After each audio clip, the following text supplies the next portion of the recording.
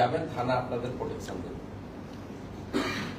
আমরা পুলিশকে কতগুলো বিষয়ে বলেছি, সবটা আপনাদের জন্য নয়। ডিসিপ্লিন অর্গানাইজেশন, তাদের স্বার্থ আমরা দেখব। তারাও সরকারের কর্মসূচি আইনের শাসন প্রতিষ্ঠা করা। আমরা একটা লাইনে বলেছি যে এতদিন শাসকের আইন ছিল, এবারে আইনের শাসন চালু হয়েছে, আপনারা আইন মেনে কাজ করবেন। আমরা আজকে আপনাদেরকে যেটা জানাতে চাই, প্রি মনসুনে পুলিশদের কাছে যদি কোনো ভাঙা বাঁধ, যদি কোনো ইনফরমেশন থাকে, তারা বিডিওদেরকে এবং ইরিগেশনকে জানাবে, এটা আমরা তাদেরকে বলেছি।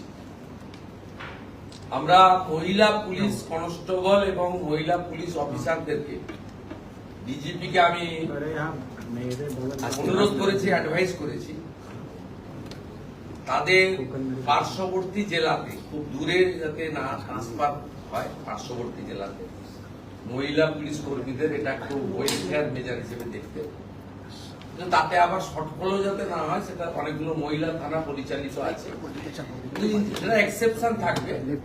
কিন্তু ইন জেনারেল আমরা বলেছি যে আলিপুরদুয়ারের মন্ত্রী উত্তর দিনাজপুর শিলিগুড়ির মধ্যে তিনি কাজ করলে ভালো, তাকে যাতে পুরুলিয়া বাঁকুড়া এসে কাজ করতে না, এরকম একটু আমরা বলেছি।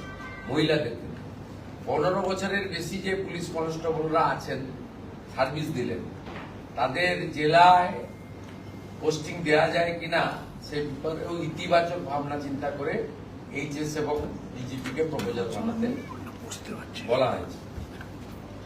ফাইনালি পুলিশ ওয়েলফেয়ার বোর্ড তার যে স্বরূপ এবং চিন্তা ভাবনাকে আমরা প্রথমত আগে ভালো উদ্দেশ্য নিয়ে হয়েছিল, কিন্তু পরে পরে এটা একটা পার্টির ফ্রন্টাল অর্গানাইজেশনে পরিণত হয়ে যায় বা করা হয়, এবং এতে পুলিশদের ওয়েলফেয়ার কতটা হয়েছে আমি জানি না, কিন্তু অবৈধ এক্সটেনশন পাওয়া শান্তনু সিনহা বিশ্বাস, বিজিতেশ্বর রাউতরা, তারা বেনিফিটেড হয়েছে। ইন্ডিভিজুয়ালি দুজনের নাম বললাম, আরো কেউ থাকতে পারে, আমার মধ্যে নাম বলা মানে তো আবার তাকে হিরো করে দেওয়া। কিন্তু আমাকে স্পেসিফিক বলতে গেলে একটা দুটো উদাহরণও দিতে হবে। আমরা আজকে পুলিশ ওয়েলফেয়ার বোর্ডকে ভেঙে দিলাম। আমরা বাম আমলের মতো উগ্র ট্রেড ইউনিয়ন চাই না। নট গেজেটেড পুলিশ কর্মচারী অ্যাসোসিয়েশন, সেটাও কার্যত সিপিএম এর ফ্রন্টাল অর্গানাইজেশন হয়ে গেছিল। আমরা ওইটা চাই না, ইটস এ ডিসিপ্লিন অর্গানাইজেশন। এখানে ধর্মঘট, হরতাল, সিনিয়র পুলিশ অফিসারকে হ্যাকেল করবে, অর্ডারের বাইরে আমরা পেন ডাউন করে দিলাম, সিজার করে দিলাম ওয়ার্ক, এসব জিনিস আমরা পুলিশের ক্ষেত্রে তো ডিসিপ্লিন কোথাও হয় না। তাই আমরা ওই নন গেজেটেড কনসেপ্টটা, উগ্র ট্রেড ইউনিয়নের কনসেপ্টটাও বাদ দেব। আর ওয়েলফেয়ারেরও শুরু হওয়ার সময় একটা উদ্দেশ্য ছিল, কিন্তু শেষে যেভাবে এটা একটা রাজনৈতিক দলের শাখা সংগঠনে একটা টুলসে পরিণত হয়ে গেছিল, সেটা বাদ দিয়ে নতুন কিছু 3 মাসের মধ্যে করব। সমস্ত senior police officer, retired police officer, retired police organisation যারা অ্যাসোসিয়েশন করতেন বা অন্য কিছু করতেন, তাদের সবার সাজেশন হোম ডিপার্টমেন্ট কালেক্ট করবে।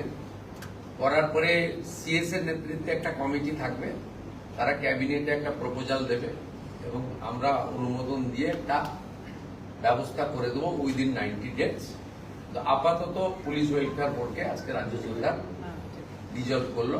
অফিসিয়াল অর্ডার সোমবার দিন এইচএস বের হবে।